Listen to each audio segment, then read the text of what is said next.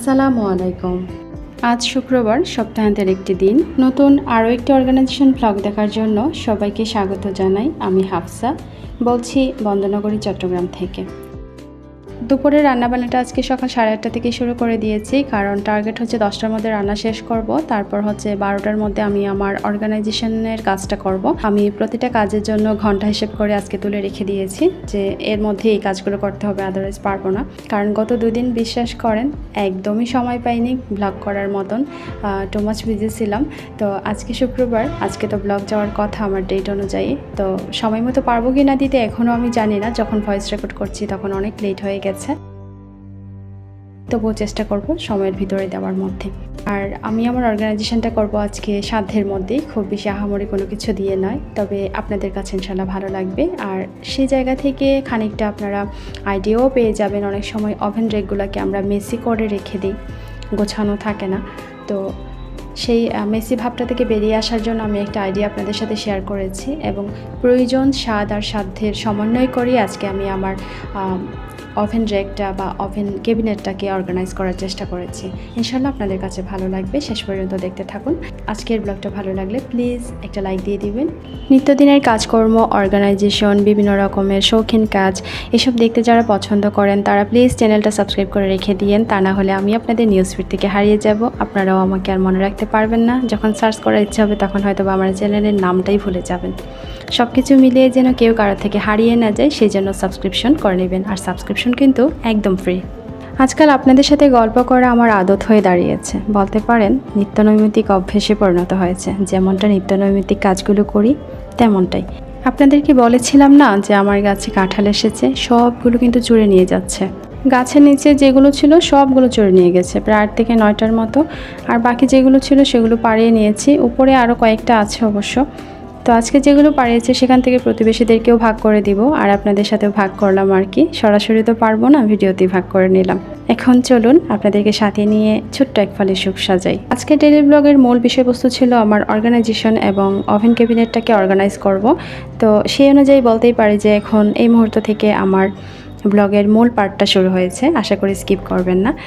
তো প্রথমে যেটা করলাম, সব কিছু আগে আমি অফ স্ক্রিনে নামিয়ে নিয়েছি খুব দ্রুত। আর আমার ক্যাবিনেটটাকে খুব ভালো মতো মোটামুটি ভিজা একটা ন্যাকড়া দিয়ে মুছে নিচ্ছি। ভালো করে ক্লিন করে নিতে হবে, কারণ বেশ কয়েকদিন হয়ে গেছে ধুলোবালি আর ক্লিন করা হয়নি, বলতে পারেন সময় পাইনি তাই। তো আজকে সময় করে নিয়েছি আর আপনাদের সাথে শেয়ার করছি।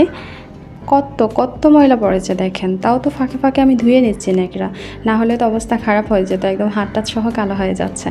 অনেক ময়লা হয়েছে, প্রায় 15-20 দিন বা তার থেকেও হয়তো বেশি সময় হতে পারে, আমি এটাকে ধরেও দেখিনি। আমি জানি আমার অনেক প্রিয় আপুরাই আজকে আমার ব্লগটা দেখবেন, যাদের চ্যানেল আছে এবং নতুন যারা চ্যানেল ওপেন করেছেন তাদের অনেকেরই হয়তো কাজে আসবে আমার আজকের কথাটা। অনেক সময় হয় কি, আমরা কন্টেন্ট যারা তৈরি করি তারা কন্টেন্ট তৈরি করতে করতে অনেক সময় আমাদের মনে হয় যে ব্রেনটা কাজ করছে না, কি কন্টেন্ট তৈরি করব। কারণ এগুলো ক্রিয়েটিভ জিনিস, তো অনেক সময় চিন্তা ভাবনা করে কাজ করতে হয়, কি করব করে ভেবে পাই না, আর যার জন্য আমাদের চ্যানেলে কিন্তু কন্টেন্ট গ্যাপ হয়ে যায়। আমরা অনিয়মিত হয়ে পড়ি যে প্রতিদিন একই কাজ দেখাবো, ভাল লাগছে না। তো মানুষ আমাদের কাজগুলো কি দেখবে, বা আমরা যে প্রতিদিন কাজগুলো দেখাচ্ছি মানুষ কিভাবে নিচ্ছে বা অডিয়েন্সরা কিভাবে নিচ্ছেন, এই কিন্তু একটা বিষয় বা ব্যাপার থেকে যায়। আবার অনেক সময় এরকম হয় যে একই কাজ প্রতিদিন দেখাচ্ছি, নিজের কাছে খারাপ লাগছে, এটা তার জন্য আমরা অনেক সময় শেয়ার করতে চাই না। কিন্তু সত্যি কথা বলতে কি জানেন, এটা ভেবে যে আমরা অনিয়মিত হই, এটা কিন্তু সম্পূর্ণ একটা ভুল ভাবনা, এবং অনিয়মিত বা ইরেগুলারিটি যেটা আমিও করে থাকি সেটা কিন্তু সম্পূর্ণ একটা ভুল কাজ। আর আমার অনিয়মিত থাকার একটা কারণ আছে, একটা বিশাল বড় রিজন আছে, কারণ আমি একলা মানুষ, একা কুলিয়ে উঠতে পারি না তার জন্য। কিন্তু বিশ্বাস করেন, কন্টেন্ট ক্রাইসিস কী বানাবো এটা নিয়ে কিন্তু আল্লাহর রহমতে এখন পর্যন্ত ক্রাইসিসে, মানে আমার ব্রেন ক্রাইসিসে ভুগিনি। মানে মাথায় একটার পর একটা আইডিয়া চলে আসে, বাট আমি সময় সংকুলান বলতে পারেন, যার জন্য আমি আসলে কুলিয়ে উঠতে পারি না। একা মানুষ, চতুর্দিকে দৌড়ে আর কুলাতে পারি না, তার জন্যই আমার গ্যাপ পড়ে যায় আর কি। আর আমার অডিয়েন্সরা আমাকে ছেড়ে চলে যান হয়তো, যেহেতু আমার নতুন চ্যানেল, এবং আমার অডিয়েন্সরা হয়তো আমার কথা ভুলেই যান। আমার প্রিয় আপুরা প্লিজ আমাকে ভুলে যাবেন না, চ্যানেলটা সাবস্ক্রাইব করে রেখে দিবেন। ইনশাল্লাহ নিয়মিত থাকার চেষ্টা করছি। যেটা বলছিলাম, আমি একা মানুষ, সময়ের সাথে পেরে উঠি না। তবে একটা কথা কি জানেন, রাস্তা না কখনো শেষ হয় না, শুধু আমরাই সাহসটা হারিয়ে ফেলি। এটুকুই আমি বলবো যে সাঁতার শিখতে হলে জলে তো নামতেই হয়। পাড়ে বসে থেকে কেউ কি কখনো ডুবুরি হতে পারে? তা আমরা পাড়ে বসে থেকে রিল্যাক্স মোডে যদি চিন্তা করি ৮ পরে একটা করে ভিডিও দিব আর দর্শকরা এসে হুমড়ি খেয়ে আমাদের চ্যানেলে পড়বে, আসলে আমরা আদতে কী শেখাচ্ছি বা কী দেখাচ্ছি, কী মেসেজ ওনাদের জন্য রাখছি, সেটাও কিন্তু একটা ইম্পর্টেন্ট বিষয়। অনেক সময় আমরা আসি নিজেদের খুঁতে নাড়িয়ে রান্নাবান্না করে চলে যাই, সেখানে না থাকে কোনো কথা বোঝানোর মতো, না থাকে সেখানে দেখে কোনো কিছু শেখার মতো। সেক্ষেত্রে অডিয়েন্স তো থাকবেনই না। আর তার উপরে তো আমরা অনিয়মিত আছি, ইরেগুলারিটি মেনটেন করার জন্য আমরা একদম উস্তাদ। তো সব কিছু মিলিয়ে ঝিলিয়েই কিন্তু আমাদের চ্যানেলের এই অবস্থা। এখানে অডিয়েন্সেরও কোনো দোষ নেই, ইউটিউবেরও কোনো দোষ নেই। ইউটিউব চাচ্ছে আমাদেরকে রেকমেন্ড করতে, বাট আমরা চাচ্ছি না, এটাই হচ্ছে প্রবলেম।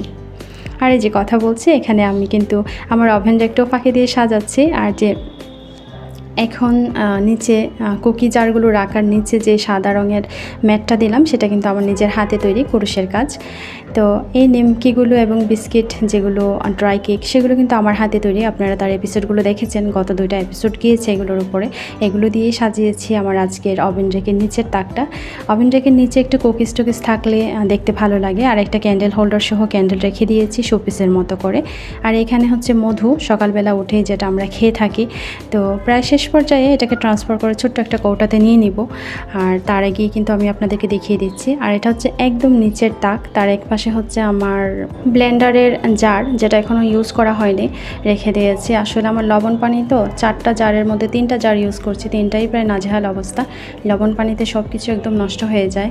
আর একটা জার তুলে রেখেছি, এটা থাক একটু নতুন, সবগুলো একসাথে ইউজ করছি না, আর প্রয়োজনও নেই।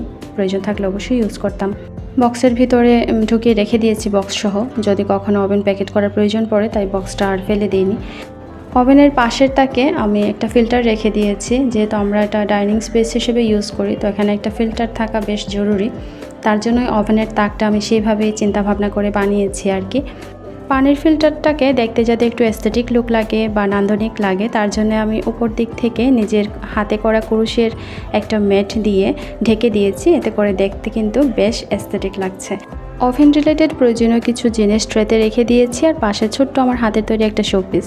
ঘরের যে কোনো কর্নার বা যে কোনো রকমের শেলফ সাজাতে গিয়ে একটা যদি রিয়েল প্লান্ট ব্যবহার করা যায়, তাহলে সেই জায়গাটাকে বেশ নান্দনিক দেখায়।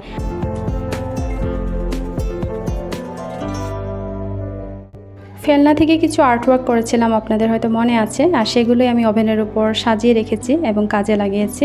তো হলো না আমাদের সাধ্যের মধ্যে সব কিছুই সাজানো। আমার আজকের ব্লগটা কেমন লাগলো জানাতে ভুলবেন না। সবাই অনেক বেশি ভালো থাকবেন। আসসালামু আলাইকুম।